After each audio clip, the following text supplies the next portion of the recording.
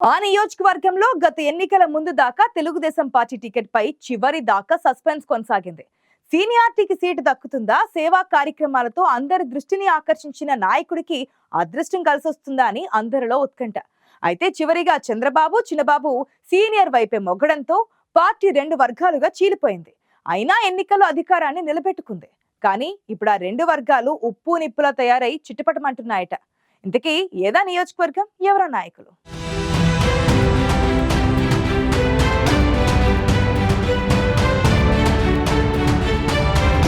Srungavarapukota short cut లో yes కోట.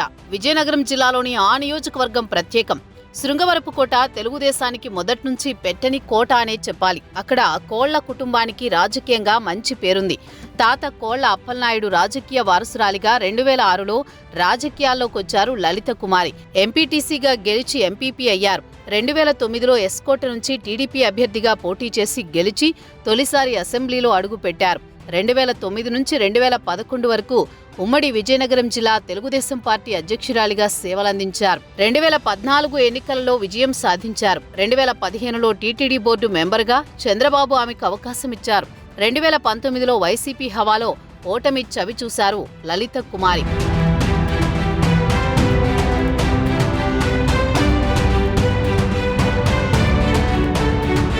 2024 ఎన్నికలొచ్చేసరికి party టికెట్పై కోళ్ల లలిత కుమారి వర్గంలో ఆందోళన మొదలైంది. ఎందుకంటే అప్పటికే ఎన్ఆర్ఐ గొంప కృష్ణ పార్టీ అభిమానిగా నియోజకవర్గంలో అడుగుపెట్టారు.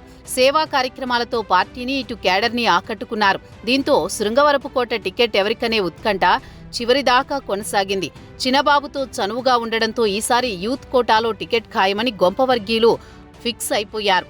కానీ చంద్రబాబు సీనియారిటీకి పెద్దపీట వేసి కోళ్ల లలిత కుమారికి మరో అవకాశం ఇచ్చారు. ఈ పరిణామంతో గొంప తిరుగుబాటు బావుట ఎగురవేశారు. స్వతంత్ర అభ్యర్థిగా పోటీకి సిద్ధమయ్యారు. అధిష్టానం బుజ్జగించడంతో 2024 ఎన్నికలలో కోళ్ల లలిత కుమారితో కలిసి పనిచేశారు. అసంతృప్తితో ఉన్న గొంప కోళ్ల లలిత కుమారి కొంపముంచుతాడేమో అనుకున్న అపోజిషన్ పార్టీకి నిరాశే మిగిలింది.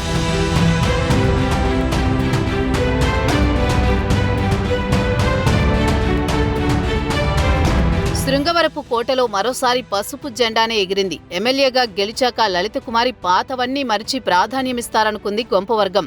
కానీ ఎన్నికల తర్వాత రెండు వర్గాల మధ్య దూరం మరింత పెరిగింది.